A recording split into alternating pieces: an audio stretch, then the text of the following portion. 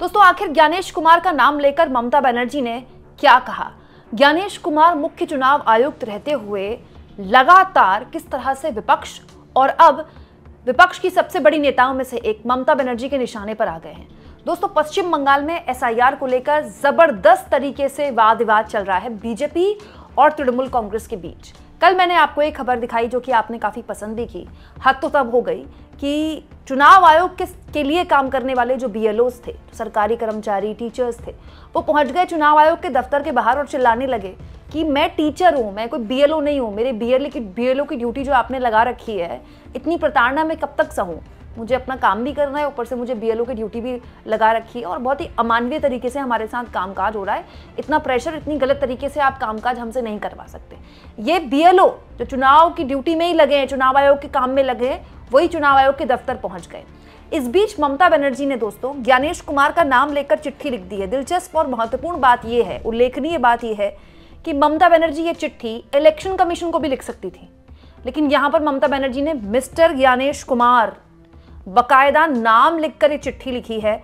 और चिट्ठी में जो बातें लिखी है बहुत ही हैरतअंगेज हैं, परेशान करने वाली हैं, क्योंकि ममता बनर्जी ये आरोप लगा रही हैं कि जब राज्य में काम करने के लिए कर्मचारी हैं तो आप बाहर से कॉन्ट्रैक्ट में कर्मचारी क्यों मंगा रहे हैं?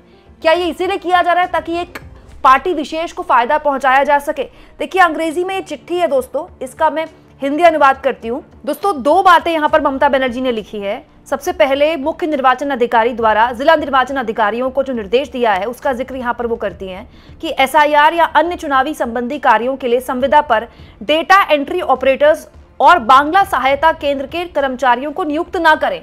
दोस्तों, मतलब ममता बनर्जी कह रही है कि बांग्ला सहायता केंद्र में जो कर्मचारी हैं, डेटा एंट्री का काम पहले से करते हैं, उनको ना करके, मतलब उनको वो काम ना देने का आदेश दे दिए हैं राज्य के चुनाव आयोग के सबसे बड़े अधिकारी ने। दूसरी बात वो लिखती हैं, मामला निर्वाचन आयोग द्वारा निजी आवासीय परिसरों के अंदर मतदान केंद्र स्थापित करने का प्रस्ताव है।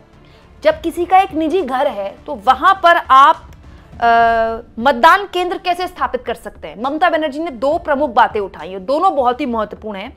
बकायदा देखिए, इस चिट्ठी में वो लिखती हैं, हाल ही में यह बात प्रकाश में आई है कि पश्चिम बंगाल के मुख्य निर्वाचन अधिकारी ने जिला निर्वाचन अधिकारी यानी कि डीईओ को निर्देश दिया है कि वे एसआईआर से संबंधित या अन्य चुनाव संबंधी डेटा कार्यों के लिए संविदा पर डेटा एंट्री ऑपरेटर्स और बांग्ला सहायता केंद्र बीएसके के कर्मचारियों को नियुक्त ना करें। ममता बनर्जी ये कह रही है कि ऑलरेडी उन कर्मचारियों को नियुक्त किया गया है, वो डेटा एंट्री में उनकी महारत है, उनको बांग्ला भाषा भी आती है, तो फिर आप उनको नियुक्त क्यों नहीं कर रहे हैं? आप अलग से कॉन्ट्रैक्ट में लोगों को क्यों लेकर आ रहे हैं बाहर से? देखिए, आगे वो लिखती हैं, इसके साथ ही सीईओ कार्यालय ने 1 साल की अवधि के लिए 1000 डेटा एंट्री ऑपरेटर्स और 50 सॉफ्टवेयर डेवलपर्स की नियुक्ति के प्रस्ताव के लिए आरएफपी को जारी किया है। और उन्होंने कहा है, ममता बनर्जी आश्चर्य जाहिर कर रही हैं कि एक ही काम को पूरे 1 साल के लिए बाहरी एजेंसी से कराने की क्या जरूरत है, जबकि जिला कार्यालयों में पहले से ही प्रशिक्षित लोग मौजूद हैं। हर जिला कार्यालय में पहले से ही डेटा एंट्री के लिए लोग मौजूद हैं जिनको डेटा एंट्री भी आती है, जो बांग्ला भाषी भी हैं। तो फिर आप बाहर से कॉन्ट्रैक्ट में क्यों लोगों को लेकर आ रहे हैं? ये बहुत ही हैरतअंगेज आरोप लगा दिए हैं और सवाल पूछ लिए हैं ममता बनर्जी ने। किससे? सीधा ज्ञानेश कुमार से। दोस्तों, एक और सवाल जो ममता बनर्जी आगे ज्ञानेश कुमार से पूछती हैं, क्या ये कवायद किसी राजनीतिक दल के इशारे पर निहित स्वार्थों की पूर्ति के लिए की जा रही है? इस आरएफपी का समय और तरीका निश्चित रूप से संदेह पैदा करता है। मतलब ममता बनर्जी कह रही हैं कि ये जानबूझकर किया जा रहा है, बाहरी लोगों को कॉन्ट्रैक्ट पर लाकर आप एक पार्टी विशेष को फायदा पहुंचाने के लिए कर रहे हैं। दूसरा एक और मुद्दा जो कि ममता बनर्जी ने इस मुद्दे पर उठा दिया, इस पत्र में उठा दिया, वो कहती हैं कि ये प्रपोजल है, proposal to set up polling station inside private housing complexes. तो प्राइवेट हाउसिंग को जो कॉम्प्लेक्सेस हैं वहां पर आप पोलिंग स्टेशन प्रपोज क्यों करवा रहे हैं? वहां पर आप पोलिंग स्टेशन क्यों बनवाने की बात कर रहे हैं? तो ममता बनर्जी कह रही हैं कि पोलिंग स्टेशन जब भी बनते हैं चुनाव में, इस बात का ध्यान रखा जाता है कि वो सरकारी या फिर सेमी गवर्नमेंट के जो इंस्टीट्यूशंस हैं उन्हीं में बने। आपने देखा होगा पोलिंग स्टेशन सरकारी दफ्तरों में बनते हैं, मोस्टली सरकारी स्कूलों में बनते हैं, और इस बात का ध्यान रखा जाता है कि वो लोगों के 2 किलोमीटर के रेडियस के अंदर ही बने। तो फिर अब आप जो प्राइवेट कॉम्प्लेक्सेस है वहां पर पोलिंग स्टेशंस क्यों बना रहे हैं, जो आज से पहले कभी नहीं हुआ? ये 2 बेहद गंभीर सवाल ममता बनर्जी ने उठा दिए हैं और ये हर लिहाज से इंपॉर्टेंट इसीलिए है दोस्तों क्योंकि ममता बनर्जी की दूसरी चिट्ठी है ज्ञानेश कुमार को। ज्ञानेश कुमार को ममता बनर्जी पूर्व में भी ऐसी एक चिट्ठी लिख चुकी है, वहां भी वो मिस्टर ज्ञानेश कुमार से एड्रेस कर चुकी है ज्ञानेश कुमार को। तो ये ज्ञानेश कुमार के साथ दूसरी बार हो रहा है। उस वक्त बीएलओस की जो लगातार सिलसिलेवार तरीके से मौतें हो रही थी, तब ये मुद्दा उठाया था कि बीएलओस प्रशिक्षित नहीं है, उन पर इतना दबाव मत डालिए। और अब ममता बनर्जी ने एक दूसरा बड़ा मुद्दा उठा दिया है, एक डेटा एंट्री में आप दूसरे बाहर के कर्मचारियों को कॉन्ट्रैक्ट पर क्यों ला रहे हैं, दूसरा आप प्राइवेट कॉम्प्लेक्सेस का इस्तेमाल क्यों कर रहे हैं। वहीं दूसरी ओर ममता बनर्जी के भतीजे जो हैं वो अपने संगठन को जबरदस्त तरीके से इस सबके लिए तैयार कर रहे हैं। दोस्तों ममता बनर्जी के भतीजे हैं अभिषेक बनर्जी ने बकायदा इसके लिए देखिए जो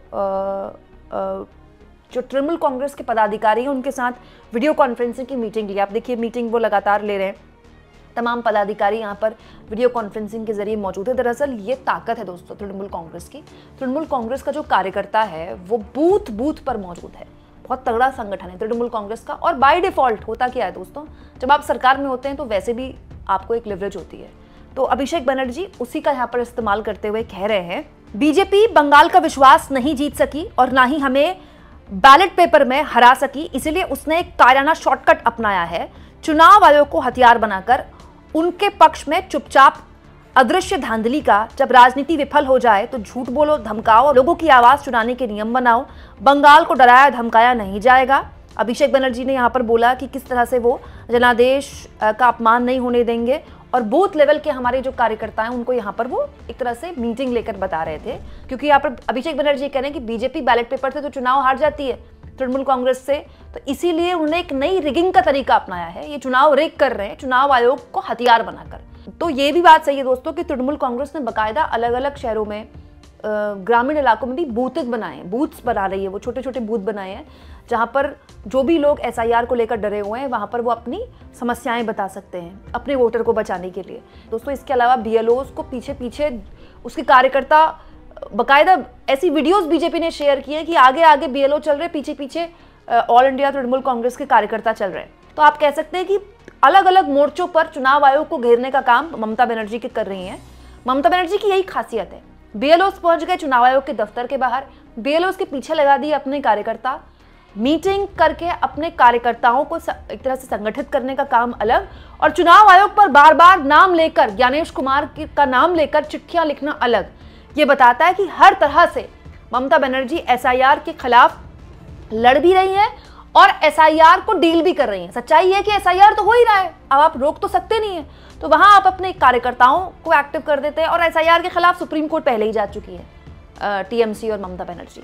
तो ये चौतरफा हमला आप कह सकते हैं। राजनीतिक तौर पर यह पहली परीक्षा होगी ममता बनर्जी की, क्योंकि एसआईआर बिहार में हुआ और जो नतीजे आए वो बड़े हैरान करने वाले थे। लेकिन यह भी दिलचस्प है दोस्तों कि एसआईआर उस राज्य में हुआ सबसे पहला, बिहार, जहां सत्ता में एनडीए थी। अगर ममता बनर्जी चुनाव जीत जाती है पश्चिम बंगाल में, तो ये पहली बार इससे भी पता चल जाएगा कि अगर एसआईआर हो भी रहा है आपके राज्य में और मशीनरी आपके पास है, सरकार आपकी है, प्रशासन आपका है, तो फिर क्या आप बेहतर तरीके से अपने संगठन को मैनेज कर सकते हैं और एसआईआर में जो कथित तौर पर धांधली के आरोप विपक्ष लगा रहा है उसको काफी हद तक होने से रोकते हैं। ये ममता बनर्जी के इस चुनाव के बाद पता चलेगा।